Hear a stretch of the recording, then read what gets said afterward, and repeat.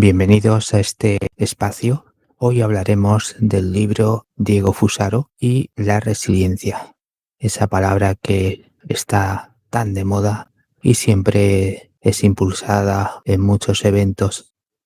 Entonces vamos a iniciar el desarrollo de este tema. ¿Desde cuándo habéis escuchado esta palabra de resiliencia o este concepto o el hecho de ser resilientes? Resiliencia proviene del latín resilio, que significa saltar hacia atrás, o rebotar, o retroceder, o volver al estado anterior. Originalmente se utilizaba en física e ingeniería para describir la capacidad de un material y la capacidad de recuperar su forma original después de una deformación. Posteriormente, el concepto fue adoptado por la psicología, especialmente la psicología anglosajona, para referirse a la habilidad de las personas para adaptarse positivamente a situaciones adversas. En cuanto a su popularización o difusión popular en los medios de comunicación, no existe una fecha exacta. Sin embargo, se observa un aumento significativo entre 2015 y 2025, especialmente en contextos de comunicación corporativa y desarrollo personal, así como en los discursos mediáticos sobre adaptación y superación de crisis existenciales, crisis socioeconómicas y catástrofes diversas.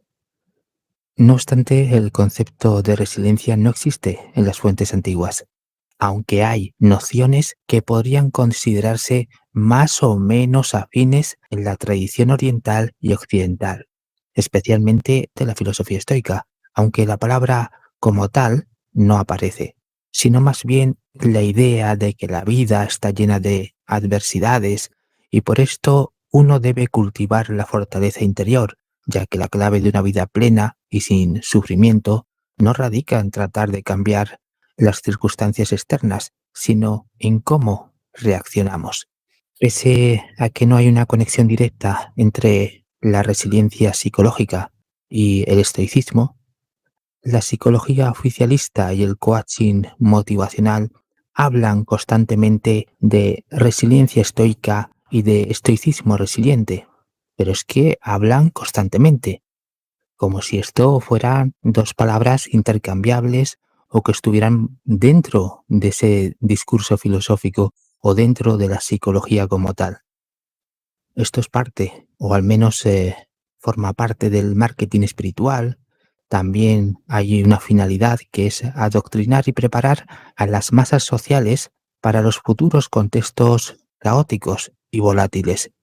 Es decir, con esto se busca disfrazar toda posibilidad de rebelión social. De esta manera el sujeto no reclama ni se cuestiona los problemas estructurales del sistema, porque las narrativas mediáticas oficiales y alternativas implantan la idea de que todos tus problemas externos, todo tu sufrimiento, todos tus fracasos son causa de tu falta de adaptación. Es porque no has trabajado tu mente para ser resiliente.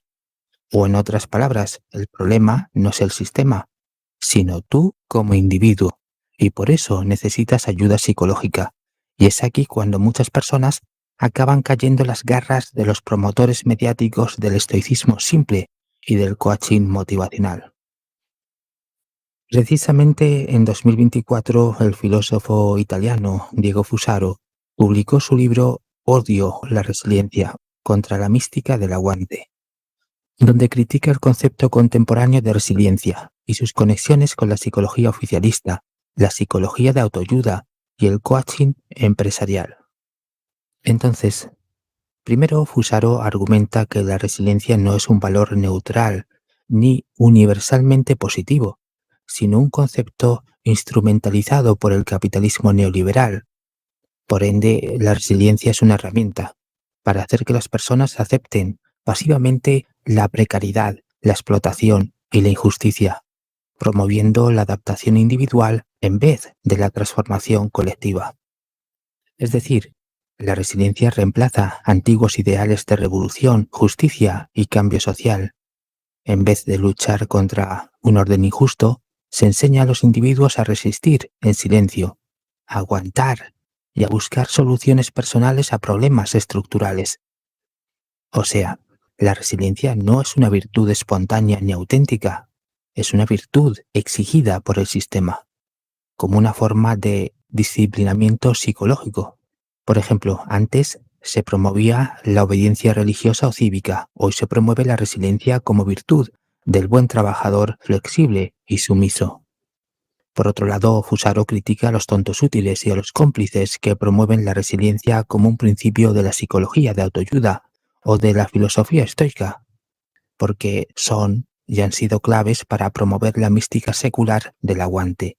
O sea, esta mística posmoderna de resiste y soporta el sufrimiento sin cuestionar sus causas, sin cuestionar el sistema y sus estructuras de poder. Eso es la resiliencia. Eso es lo que le hace o la que la convierte en una palabra del poder, de los grupos de poder. ¿Por qué?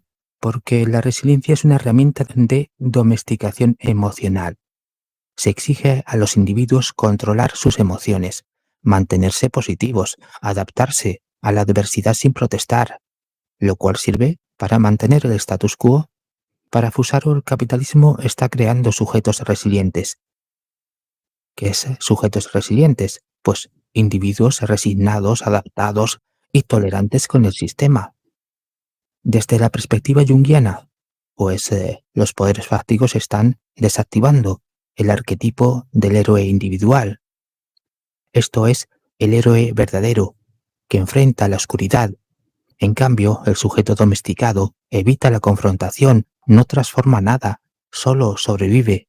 De esta manera se crea el resiliente moderno como una sombra del héroe, o sea, alguien que no enfrenta al dragón como símbolo del mal, sino que aprende a convivir con él.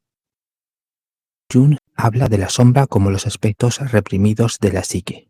Ahora, en lo colectivo, la resiliencia es un mecanismo de represión colectiva, donde el sujeto resiliente reprime el deseo de rebelión, indignación, lucha, como si fueran emociones negativas, y al mismo tiempo se promueve la positividad tóxica, y todo lo que incomoda al sistema es totalmente desechado.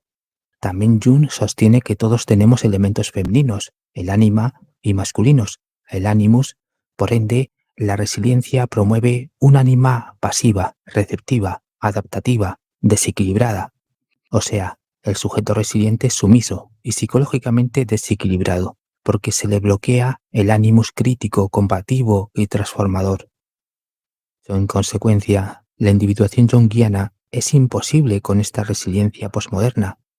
Es decir, el proceso por el cual una persona se convierte en sí misma, integrando sus partes conscientes e inconscientes, no puede convocar a quienes se adaptan al sistema en lugar de conocerse profundamente. ¿Y cómo es posible todo esto? Pues aquí entran los cómplices y tontos útiles que anestesian a estos sujetos que consumen mantras, discursos positivos y mensajes resilientes que se viralizan en redes sociales. De esta manera, la resiliencia es una máscara del sistema y un instrumento de poder que se utiliza para adormecer y bloquear el despertar psicoespiritual, porque la resiliencia es una fuerza psíquica desviada de su propósito original, ya no sana, sino que domestica. Buenos días, buenas tardes y buenas noches.